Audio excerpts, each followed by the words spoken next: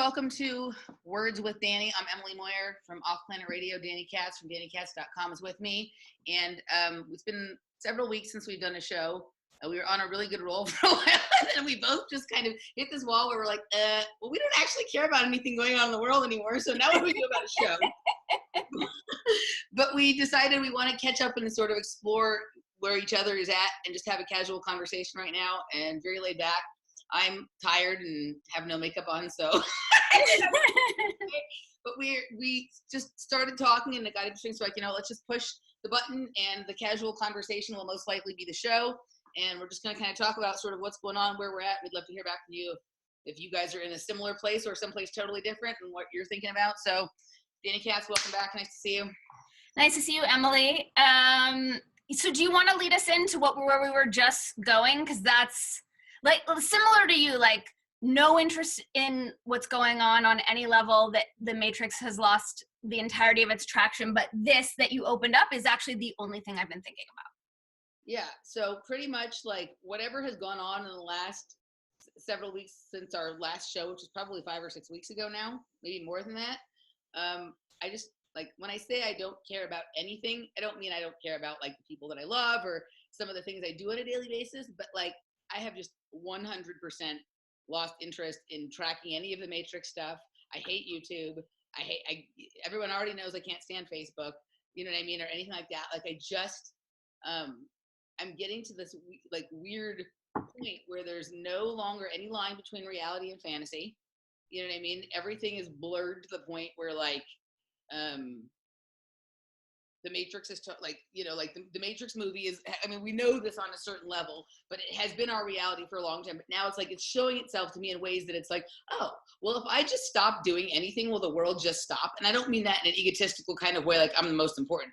I mean, that could possibly be for any one of us, or at least any one of us who have gotten themselves to the level of sort of awareness and have done a certain level of introspection and work on themselves, that like, are we just completely generating this with our own thoughts and energy? And if we stop doing that, what happens?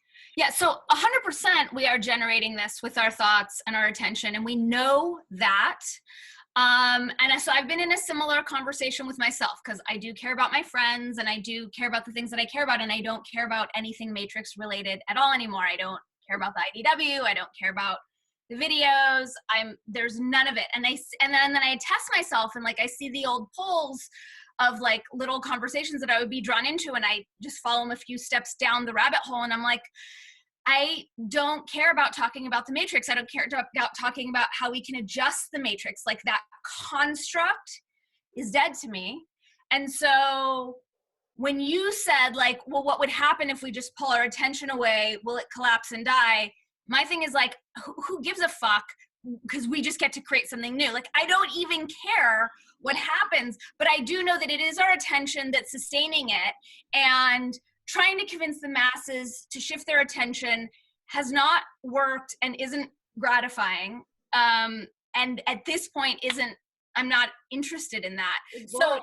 It's boring. It's so boring. So the only thing that's interesting to me is like, well, what's the new, where's the new, like, so I'm on the same page of you as far as pulling attention. I'm just less interested in like how that will affect the construct that I don't give a shit about anymore, and more about like, let's make something rad. Oh, I don't care in terms of like, I don't actually care what happens. I just wonder, for the same reason you do. Well, if I don't pay attention to that and it collapses, does that mean that whatever I do pay attention to happens? So it is for the same reason. Yeah. The only reason I care about what happens is because, oh, if I can collapse one with my lack of attention, can I inflate one or create one with my of course. And so I've been thinking about, like, what does that look like? What does that even mean? Because I know that there are people like Guru Jagat. Do you know who she is? She's a Kundalini teacher. She's pretty rad. And then Shaman Durek, who I'm working with right now, like they have this paradigm of make the Matrix work for you, and like make a lot of money and have a lot of influence and have a lot of impact. So I've been like toying with that, because I think I've been playing with that idea for a while, but it just feels like there are too many compromises necessary to continue to be in the structure, that it sounds like we're both at the point of like, I can't play any of the games. Yeah. So then I'm like, well, what does it look like to secede from the matrix? Like, is there a temporary autonomous zone on the planet? Like, is anyone doing that you've heard of? Well, this is like, and I actually just talked about this a little bit on a show with Randy recently, but I'm going to bring it up again here for the sake of the conversation, right? And my friend Mia once had a dream about me living in a different reality, that she had to go through an intergalactic coffee shop to be able to figure out where I was and go and visit me, but that I would basically, that's where I lived. It was a very different, serene, peaceful, sort of natural but futuristic kind of place, right? Mm-hmm. And that then I would return to this matrix, but in order to return to the matrix, I had to do something to sort of lower my vibration to come in here, and I'd come in here to do work, get it done, and then go back. So I think that, like, maybe that's sort of what we're talking about here in terms of, like, I do like the idea of playing with the matrix and being able to have an impact here and make money here and whatever, but not for the sake necessarily of fixing this, but only for funding the new thing. When I say funding, when I say funding, I'm not even talking about money, because I only see money as currency or energy for a flow somewhere else. Like fueling. For fueling that. So, like, I do like that idea of, like, sort of, okay, maybe this is gonna, did you ever watch Fringe? No. Okay, so in the last season of Fringe, they go into this pocket universe where everything is kind of weird and upside down and whatever. That's not the point of it, but there's a pocket universe that you can sort of enter through this, like, dilapidated apartment building by sort of stepping in this weird geometrical pattern, and then you're in this other world. So I kind of see it as, like, okay, we need to create one of these pocket universes that is out of the sort of visual perceptive field of, like, all the people who are in the matrix and not aware of it. Yes. Start hiding our good stuff there, or putting our energy into our good stuff there. Yes.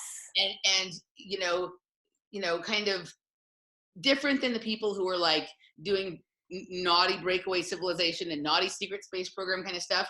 Do it where we're actually leaving good work behind here with the things we're doing to make money, so that people can follow when they've evolved to the point that they're ready to go with us, or when they want to. But basically work on sort of collapsing. When I say collapsing, I don't mean to the destruction of anyone else, just as it exists for us, because they're welcome to hold it open with their own consciousness, but begin to slowly, like, let the air out of that balloon and put it into the other balloon. But for now, we have to sort of still go back and forth, and, you know, over time, sort of reduce the amount of time we spend here, increase the amount of time we spend there. Well, hold up, because I don't want to sign on to these. I'm so many yeses, but I don't want to sign on to slowly, or, like, it can be any time construct we choose it to be. So I want to jump in on that. And I also think the function is to model this for other, you know, once other people do leave, what we are creating again, because similar to you, you know, like, that whole trajectory was just so resonant. And as far as leaving the decision to make the matrix work for me, my position on it now is, like, well, that would entail me setting up, like, nesting my home in the matrix, and that's now become a deal breaker. Like, this other dimension that we're talking about, I'm choosing that in this third dimensional reality now. Mm-hmm. Do you know what I'm saying? Versus, like, needing to take a portal to a different dimensional reality. Mm-hmm. Are we on the same page? Well, so the pocket universe was right here. Like, it was someplace really far away. Right. Right. So, like, it doesn't have to be that complicated. Right. But, like, I do, you know, so yeah, the pocket universe wasn't, like, millions of miles away. It wasn't like a breakaway civilization living on another planet. It wasn't. Got it. It was literally in a dilapidated apartment building in Boston. Right? Okay.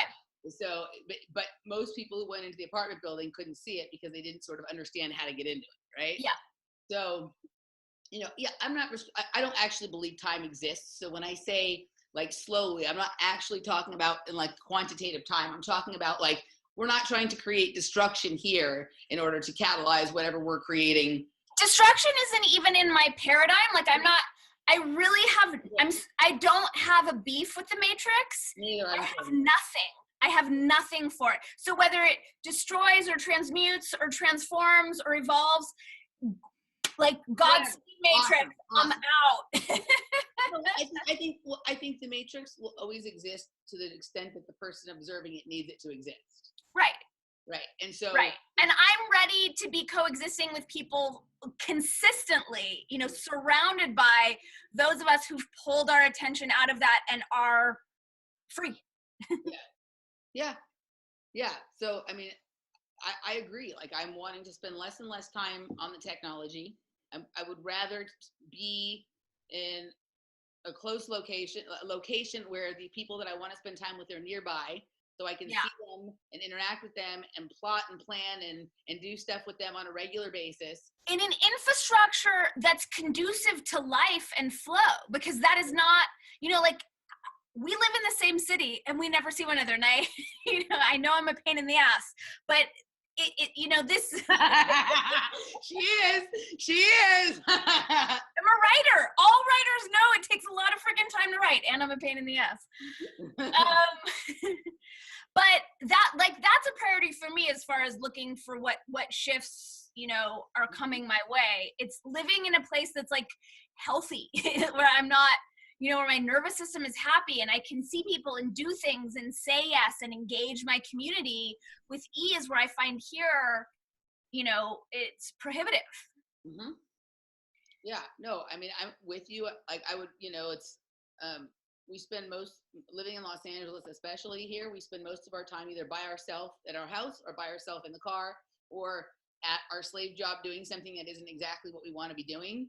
And so I'm ready for a lot less of that and a lot more of being able to spend my productive time with people who I want to spend my time with, and not, you know, we all need alone time, but I don't need my like alone time to be in the car fighting traffic anymore. I don't need, like, you know, my alone time to be the same exact time as like my, you know, like rejuvenation time. Like, some of the rejuvenation can happen with other people, right? Like, you know, and that just doesn't happen here. Like, it's really nice to be able to like sit and relax with someone else and read something together or exercise together or whatever, instead of doing all those things solitarily and only getting together for fancy dinners, which I'm not enjoying as much anymore as I used to.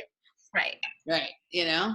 And when you say you're not enjoying them, is it like the atmosphere? Is it the food itself? Like, I think a couple of things are going on. So I think that I'm tired of working in the restaurant industry. And right. so, you know, going out to eat is just like an extension of work, even though like I'm being waited on or whatever. I don't like the snooty attitude of the servers. I don't like the people who just want to see and be seen and all that kind of crap. I think that like there's some super cool things happening in restaurants, but there's also some shit that is just like novel for only the sake of being novel, and it is not actually like good or tasty or fun or whatever. It's just like, that's weird. You know what I mean? Like, it's only weird only for the sake of being weird. So that, I think the other thing that's happening for me is I've been doing a lot of intermittent fasting, and like, I'm starting to feel better when I don't eat than when I do eat. Yeah, that's a huge one for me right now.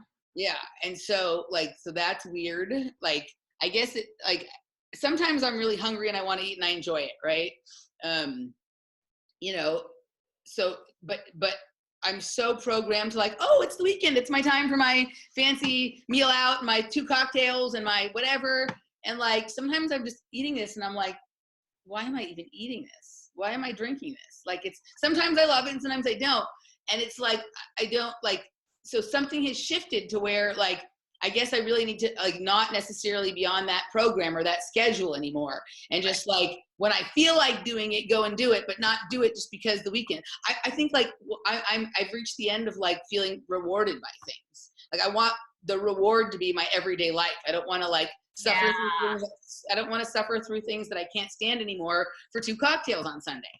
Yeah, same. Yeah, that particular program has run out for me as well in such a big way. And it's like accolade, achievement, reward, this, that, like, I'm over it. I want my day-to-day to be wonderful, and that's it.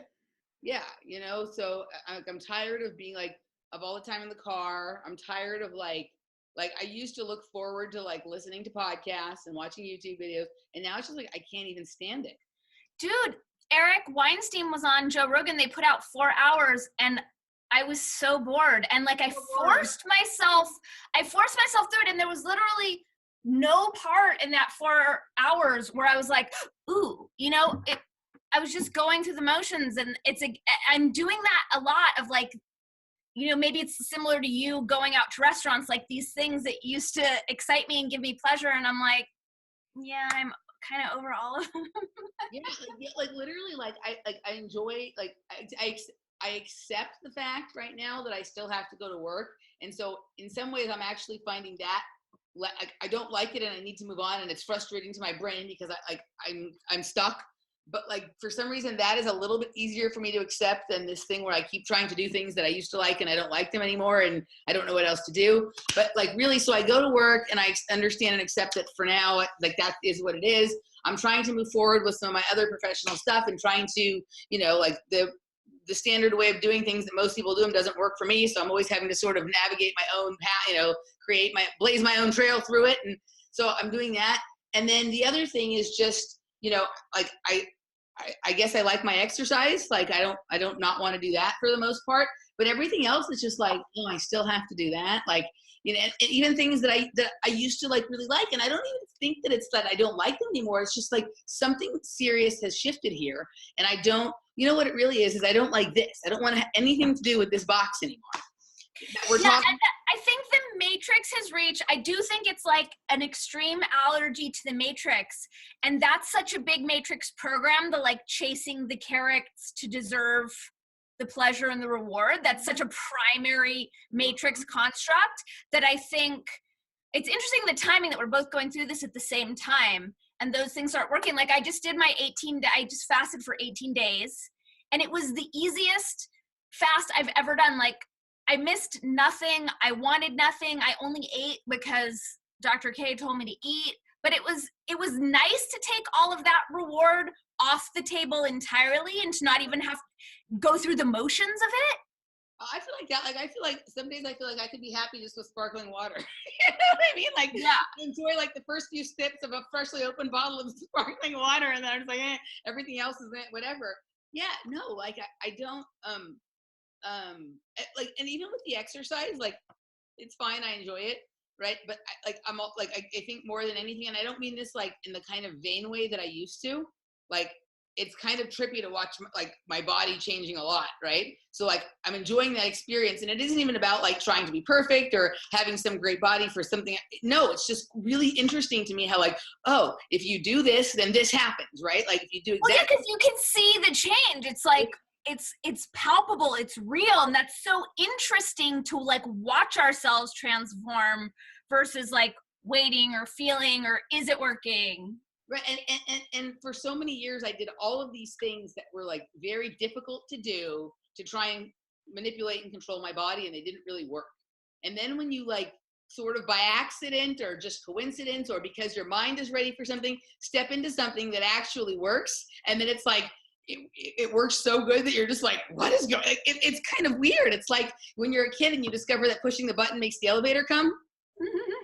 Right? Or flushing the toilet. You ever seen that video where the cat flushes the toilet and hops up on the toilet and watches the water go down over and over and over again? I missed that one. Okay, so it was like when they first started having videos on the internet, like when Google Video first came out, somebody showed me this. And it was like a couple, like their water bill got really high and they couldn't fucking figure out what was going on. Like $1,000 water bill all of a sudden every month. They were trying to, so they set up cameras in their whole house to see if somebody was coming in and stealing water or whatever. And what it was is as soon as they left, the cat would hop up on the toilet, flush the toilet, watch the water go down the thing, do it again the whole time they were gone. Right? The whole time they were gone. And so like, that's kind of, I'm in kind of that fascination right now with almost everything. Like, oh, if I do this, this will happen. And it has nothing to do like with the computer or the technology or anything like that. Like our body is the coolest technology, right? It really is. Yeah. So that's been interesting. But the other thing is, and this is where I think I've gotten to the point where I know that I'm really sick of this thing, is when I meditate now, all I see is a screen. Everything I see in my meditation is on a screen. And I have been not freak you out. Yeah, I mean, like I don't know if it's that like, being put there. That's weird. Well, I know that like I've had that before, both with like the harassment and the surveillance and stuff like that, and also with some of the remote viewing. Like I've had the thing where like okay, so I close my eyes and I'm actually watching the person who's watching me through a screen. Like I see them, right? This is different. This is just like I close my eyes and there's a box there. It's there right now. Like if I turn, you know what I mean? And it's not surprising that it happens right when you've been looking at the computer, right? But like, well, when you're meditating and you're seeing that, like, is there feeling associated with seeing that in your meditation? I mean, like not so much. Do you still drop into like some sort of bliss space in your meditation with the screen? No. Yeah. I mean, it's not okay. So I want to say it's not the only thing I ever see in my meditation, but it's showing up. It used to show up occasionally, and now it like shows up all the time a lot, right? So it's like, and I have been on the computer much less in the last several months than I ever have been. So I don't know if it's my higher self trying to say like the technology is the problem, stay away from it, and it's just showing me that. I don't know if this is intrusion. I don't know if this is. Does it feel ominous? No.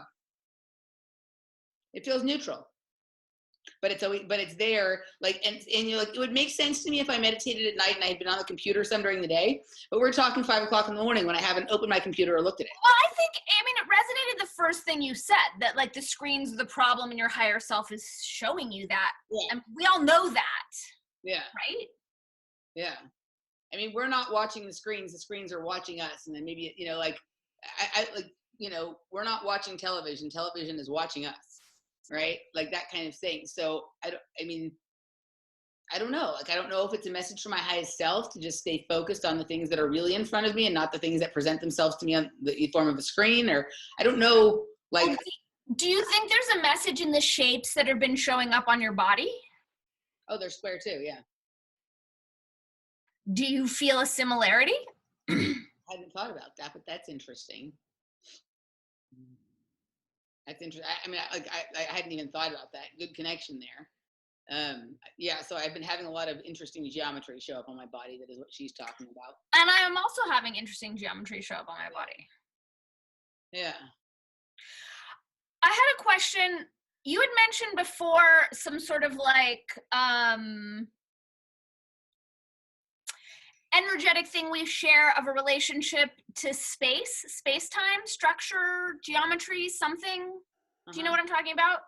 I say a lot of things about that, so I'm not sure exactly what you're talking about. If you can give me a little more. Have I told you about how my grasp on space, which has never been great, is gone so wonky? Mm-mm. I thought to ask you, just given that you had mentioned this spatial thing, and knowing that I do have a unique relationship to structure from like a more macro, multidimensional space, but like navigating 3D space-time is very, I don't even want to say challenging for me. It's just like absurd. So it had started with, like a couple years ago, maybe a year and a half ago, when Venus went into retrograde, I could no longer, I would turn the light switches the wrong way. And I would get stuck of like, and same with jars, like this will not open, and I was turning it the wrong way. That was really consistent.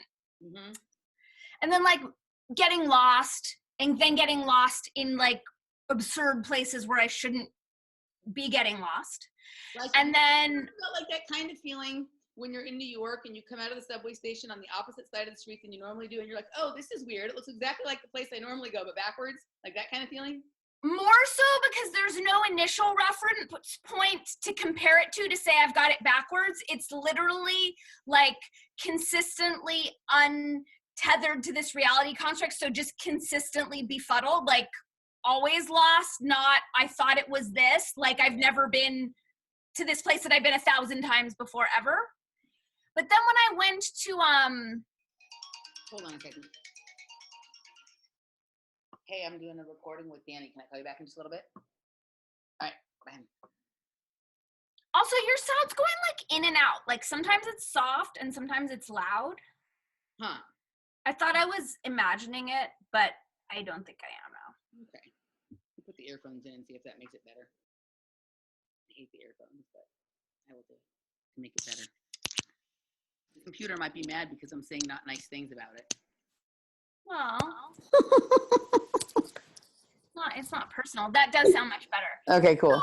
So then the most recent one was when I drove up to Santa Cruz to visit my friends and their new baby. I went into the gas station bathroom. Granted, I was a little distracted because I was on a call. I was on headphones. I came out of the stall. I washed my hands. I go to open the door, and it's bolted shut. And I'm like pulling really hard. And I said to my friend, like, I'm going to have to call you back. And I'm like pulling it as hard as I can. And I'm banging on it. And I'm screaming like, help, help, help, let me out. And like minutes later, at least 90 seconds later, 3 people come in the door behind me. I was trying to get into the storage. I was totally sober. There was no. Oh, okay. So and then like a million more like that. But it's becoming very consistent, this like extreme inability to manage space-time. So like a disorientation. So I had something like that happen to me on the airplane when I was traveling 2 weeks ago. It happened both on the way there and on the way back, where like I was kept trying to push when I was supposed to pull, or pull when I was supposed to push, or something like that, right? Like, which doesn't usually happen to me. I'm usually pretty coordinated and can figure that stuff out pretty well. Right. And whatever. What you were saying just made me think about, like only because you prefaced it by talking about space. Like, so when Andrew Bashago talks about going up to the College of the Siskiyous, where he was part of the, time program and whatever, and he talks about stopping in this place in Northern California, this gas station, and his father going into the gas station and coming out 15 minutes later with 3 days worth of beard grown. Like, it's making me think of that, right? I don't know why. Right? Like, literally, like, his dad went into the gas station and came back, like, like, first dad, like, yeah. Did your dad have a story about the portal he went through and what he endured? I don't remember. This is a long time ago, so I don't remember all the exact details about it. But this was when he was on his way up to, do some of the stuff he was doing with some of the like time selection program and all this kind of stuff and whatever. So, yeah, I don't know. Like, I don't know what is happening. Like, I hear you and I feel some of what you're talking about. I'm not convinced that I'm in the same reality every day. Right. And so it would be entirely possible that, yeah, like in that time that you were in the bathroom, you experienced a timeline shift and, like. I don't know that it's a timeline shift. It feels like, and it's similar, like, I don't want to personalize. It's like, I can't tell what's going on. It's some like larger macro shift happening with the species, like, it's so bizarre right now. Is this just my own personal experience? Is this like not enough calcium or just something like that? It does, like, a lot of the time it feels like I'm less and less in this dimensional construct. Yeah. And I'm less attached to it and I'm less interested in it. It doesn't have the same pull. It just feels like I'm elsewhereing a lot of the time. Yeah. Yep.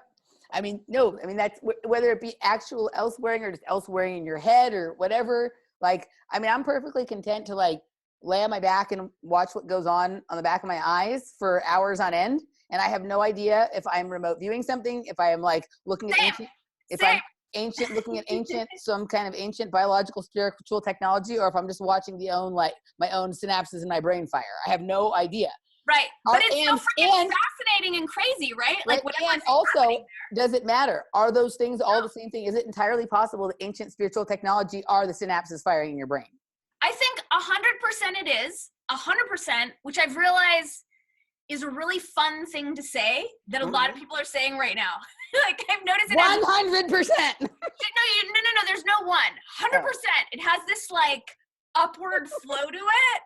And but yes, absolutely, it is ancient creation technology, and our dumb little third-dimensional monkey brains are never going to put it all together in this lifetime. Like, it's not. Well, you speak for your own dumb little monkey brain. This dumb little monkey brain is a persistent little fuck. So great. Go for it. Keep going for it. Cancel Claire, I in no way mean to limit you. I'm kidding. My monkey brain is likely not going to work that out this go round.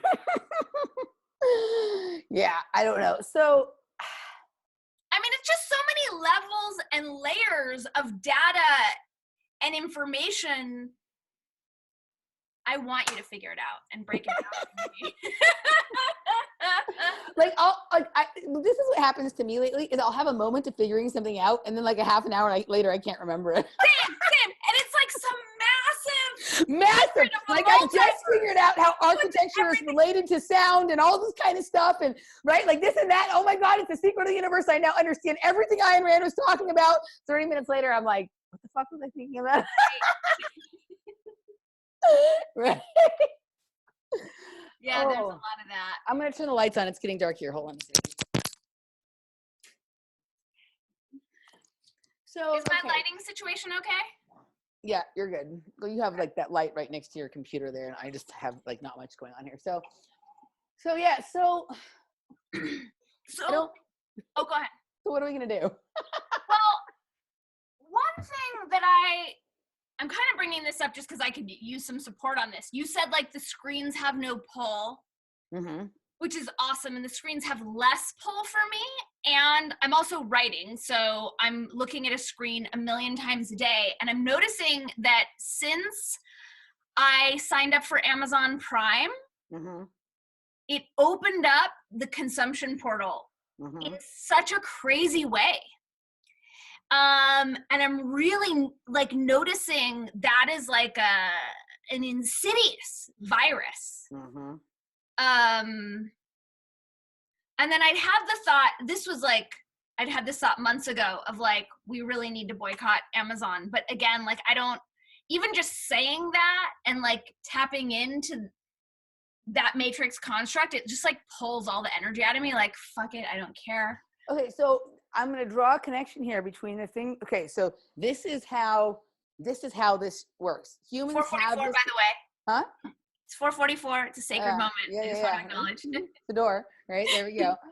We're opening the door to our portal, the portal of consumption or the portal to our pocket universe. Pocket for sure.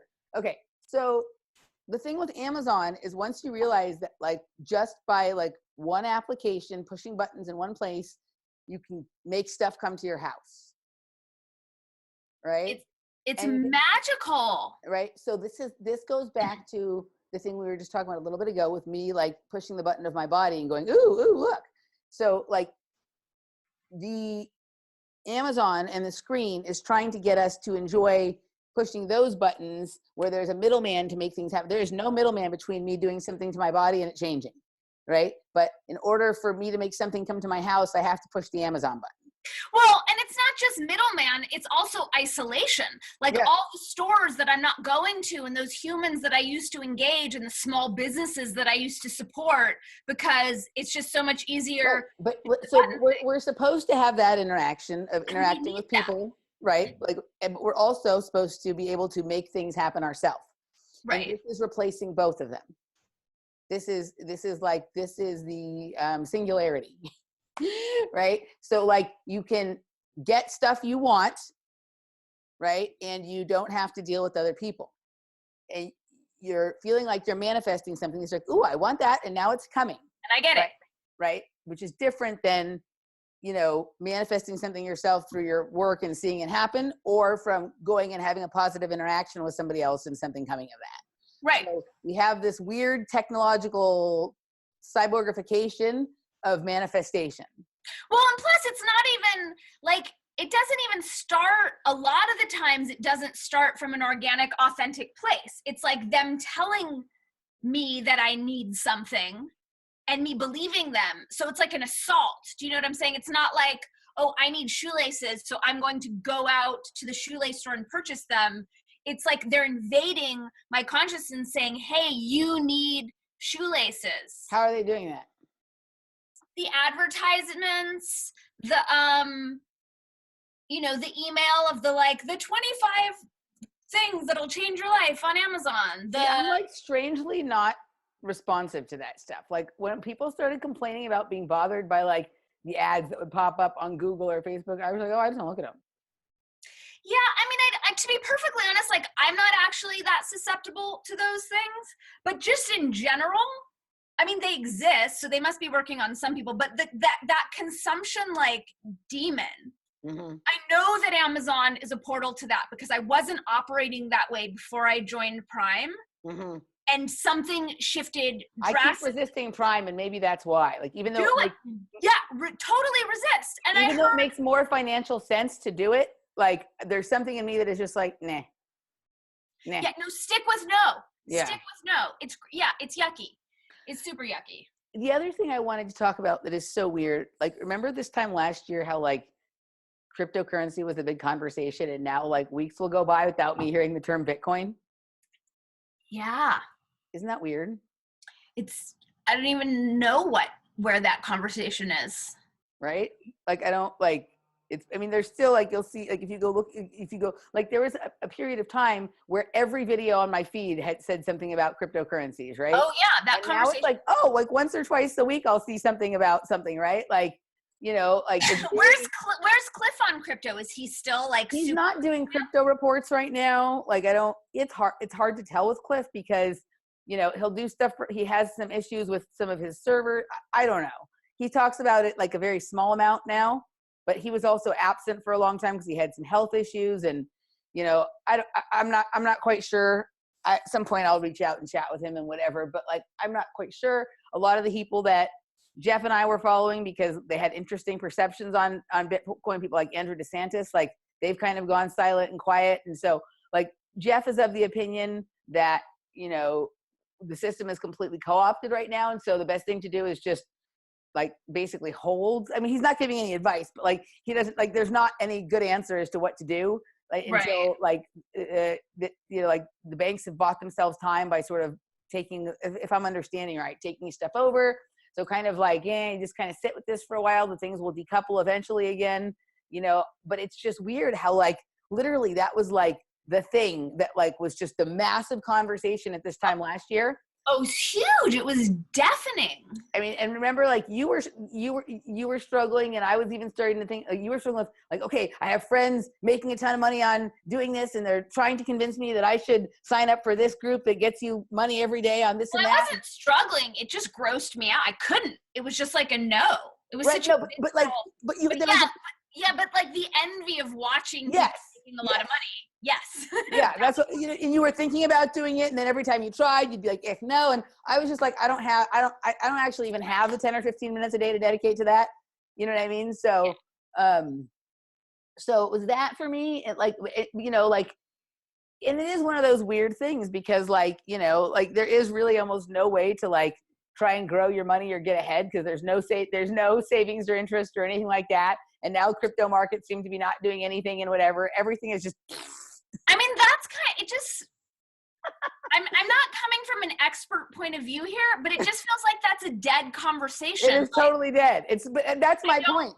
It's more like, where are we planting our food and like, where's our water source? Like, these are resources that make sense to me right now. Right. Like, percentage on return feels, it just feels inappropriate. It's like tripping on right? girl or something. Isn't it funny how just 1 year, like, it's a totally different thing. Like, none of that stuff, like, a lot of the things that, like, were important conversation to me a year ago, it's like I don't even remember. It's like, okay, like, I mean, I remember. And look how many important conversations have slipped in between in the past year. Right.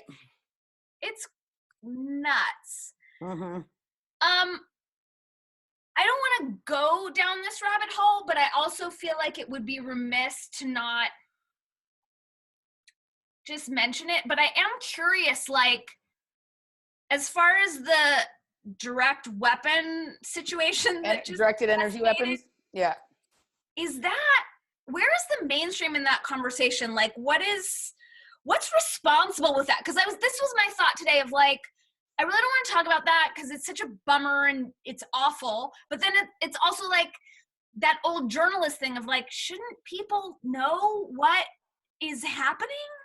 I think this is one of those conversations that is, like, it is so far over most people's head. Like, so there's a couple that comes into my restaurant that I really like, an older couple, right? And he's, like, in his mid 80s, and he's just like, he's like a Trump guy, right? And then she's in like the health aspect of all of our conversations.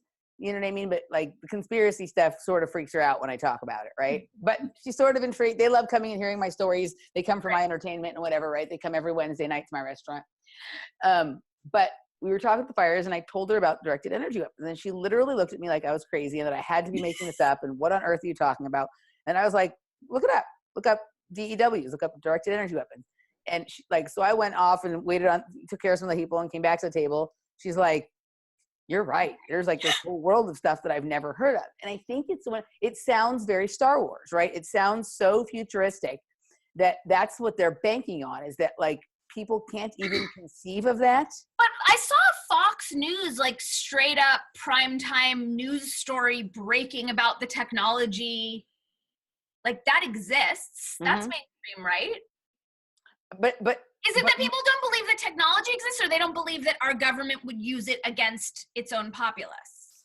So there's both. I think that like the people on the right don't believe that technology exists. The people on the left believe it exists because they understand science. But they don't believe the government would use it against the people, or if they did believe that, they wish it would use it against the people as long as they use it against the right. Right? So it's just, I mean, we live in California. I'm not hearing people wondering why there are massive forest fires in November. Like, you're closer to them geographically. Like, have you heard that? So there are people starting to, like, I have gotten less strange looks this time when I say that, like, the day that the fires broke out, it was like really, really windy near my work, right? So it was really weird. Like, I left my house. So the shooting was the night before, and there was all sorts of like that was, if that wasn't a simulation ejection, then, whatever, like that one. Have you seen that video where they're like, this is disturbing video from inside the nightclub of hundreds of people getting shot at. And the video, literally, there's nobody inside. Literally, there's not a single person on the dance floor. And they're like, this is a really disturbing video. People are dying. And there's like nobody there, right? Like that was totally like a simulation ejaculation, right? Like, it's just like, what is going on here? Okay, and of course, it was like the Marine shoots up the borderline bar as the military moves towards the border to deal with the migrant, right? It just doesn't, it's like completely coding in the Matrix. So that was the night before. And then the next day I'm driving to work and I'm starting to see that there's like fires all around, but I'm getting closer to where they are. And like, it's like weird because there's fire and smoke everywhere, but I don't smell anything. Right. And then I get over to work and suddenly, all of a sudden, it's like super duper windy. But I was like, this doesn't feel like real wind. This feels like fake wind. Like, that when you go into like a store that has one of those circular doors and like the suction and it like pushes when you go through. Yeah. Like that. Right. And so that night at work, it was super dead because there was a lot of traffic because of the stuff related to the shooting, because all that stuff was right near my work, and the fires. And then it was like really windy, and all of a sudden the power goes out, right?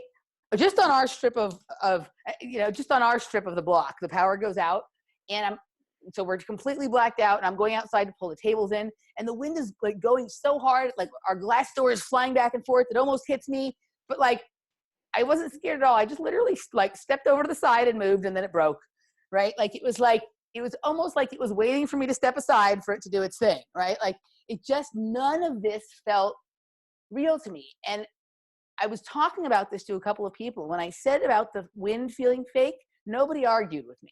So I do think there's a level of people starting to say, like, wait a second, how can it possibly be that, like, what are the odds that Wednesday night there'll be a shooting in this area, and then the very next day there's this like massive fires and massive windstorm and power outage all in the same place?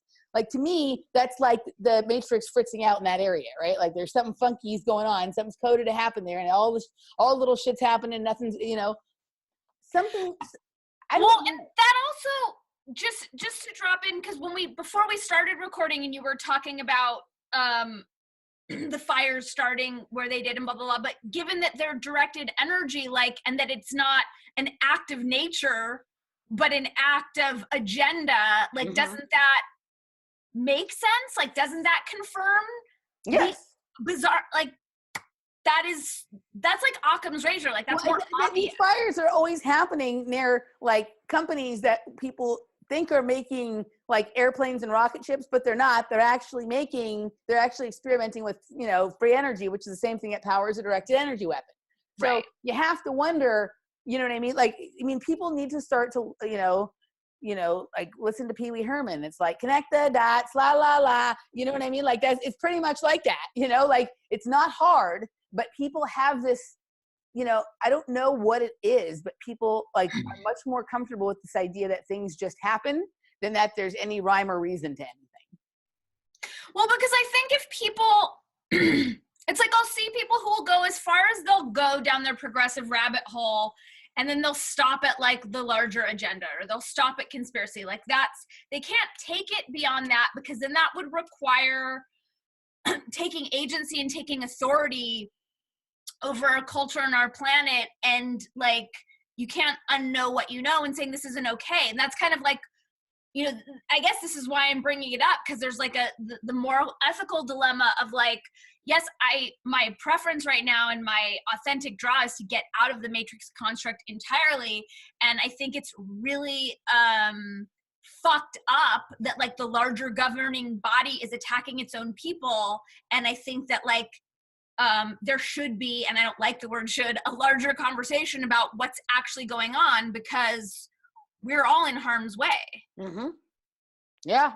And I think that we're also to this place where we're really not in Oz anymore, and we're crossing over into this space where it isn't even so much the government anymore, it's corporations. We have a corporatized military agenda going on here. Right. Where the government is only who is like who just set California on fire?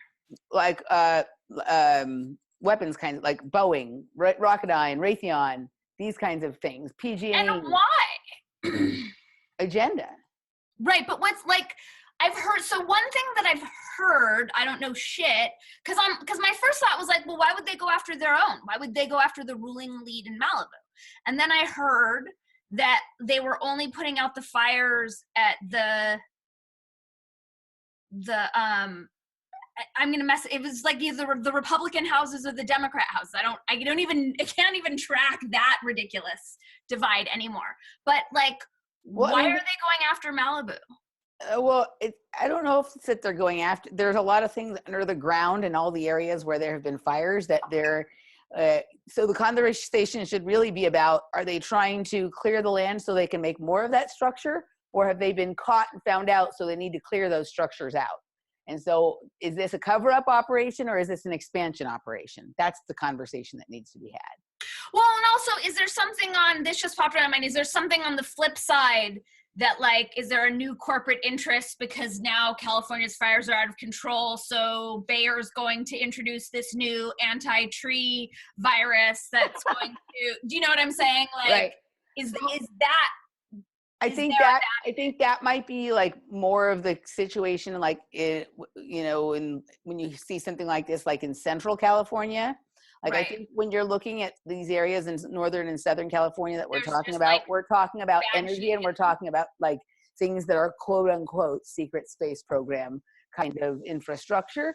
And like secret space program can be perceived in a lot of different ways, but no matter how you perceive it, it has to do with energy, weapons, technology, things like that. It has to do with free energy and the inversion of that. And so what is there? Like what facility is where they were? So like, in Malibu, it's like fairly well known that there's like a large base underneath Malibu. Some people refer to it as an alien base. Some people, the alien part of the conversation is not my wheelhouse, right? But there's definitely stuff. I mean, anytime you have an area where there was once a Native American population, there's generally interest by weapons companies or NASA or those kinds of agencies, because I do think that to the extent space exists, the portals to it exist within the Earth, not by going up and out. It's by going down and in.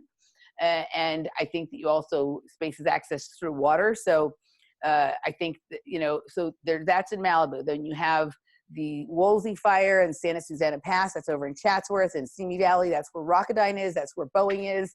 I'm 100% sure they're not building airplanes in the hills of Chatsworth. So what else are these companies doing? What's under the ground there? Are these things I didn't realize until this fire so over where Woolsey is in Chatsworth, you have to go around and go like on the 118 to the 23 to get over to to Thousand Oaks, or you have to go up DeSoto to the 101. But if you were actually just to keep going along the canyon, it would actually leave you right off over in Thousand Oaks by my work. So it does connect. Woolsey Canyon basically connects Chatsworth over to Oak Park in Thousand Oaks, right? Okay. So which then across the other side of the freeway gives you like Agora and right to Malibu. So I would say that it's entirely likely that there's a whole other connected underground system there, whether the whole thing is hollowed out and it's continuous, or whether there's, you know, like an underground train that connects these things or something like that. I think that there are segments of an underground city, an underground civilization, bases. I don't know exactly what the makeup or control of it is. I've viewed some of it, right, in spots here and there. But I'm not 100% sure, you know, what it looks like underneath. Like I'm starting to have an understanding of like what is covering it on top. You know, but I think there's multiple agendas. The thing I know about the powers that shouldn't be is that they never do anything for just one reason. They have to have at least three. There's not at least three reasons it's not worth doing. The only reason that is ever just one is cover your ass. So if there's only one reason, it's because something just got found out that they could not have figured out. And so cover your ass. But if it's not cover your ass, then it's three reasons. You know what I mean? Like if you even look at like, so one of the most famous sort of think tanks or controlling groups is the Trilateral Commission, right? And that idea sort of comes from, you know, doing everything on three levels for three reasons in three different ways, right? Idea of like, that's so interesting. Yeah.